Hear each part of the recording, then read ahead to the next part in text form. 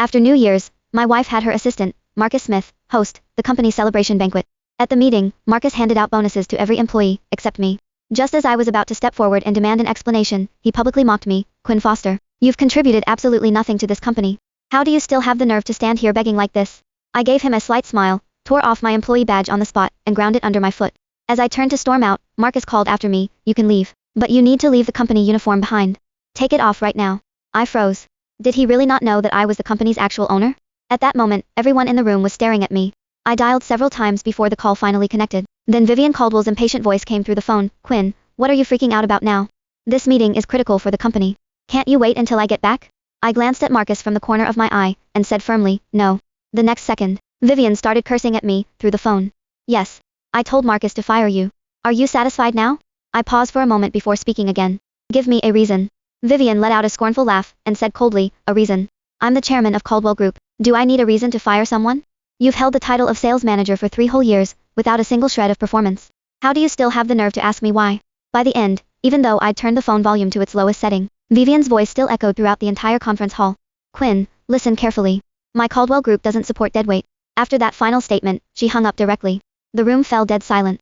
Everyone just heard that, right? Even Vivian herself called Quinn deadweight. Why keep someone like that around? Marcus stood on stage, looking at me triumphantly. I suggest you pack up your things, and go home to sleep. Halfway through his sentence, he suddenly smiled at me. If you're going to live off someone, you should at least act the part. Don't you think I'm right, Mr. Foster? I looked at him expressionlessly, and let out a cold laugh. So what Assistant Marcus is saying is that I'm completely unnecessary at this company. Seeing me deliberately walk into his trap, Marcus' face lit up with glee. Well, what else? During work hours, you're either on your phone or playing games. You know absolutely nothing about the business. If it weren't for your relationship with Vivian, you would have been fired ages ago. Keeping deadweight like you at the company is just a waste of resources. I held up my index finger, and shook it gently. No. I think everything Marcus said before was correct, but there's one thing I disagree with. Marcus looked somewhat surprised at my confident tone. What don't you agree with? You don't actually think Caldwell Group can survive without you, do you? I gave him a slight smile, then nodded emphatically. You're absolutely right. If I leave the company, Caldwell Group will collapse immediately.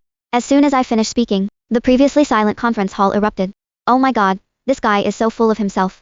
Caldwell is a publicly listed company, one of the top 500 nationwide. How could it possibly collapse because of one little manager?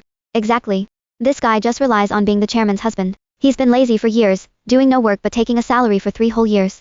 He's so disgusting. How can people like this even exist? Pretty boy, freeloader, just go die already. The cursing around me grew louder and louder, but I didn't care at all, because every single word I said was the truth. The reason Caldwell Group went from a tiny company, with just a few people 3 years ago to a publicly listed corporation with over 10,000 employees today was entirely because of me, or rather, because of the power behind me.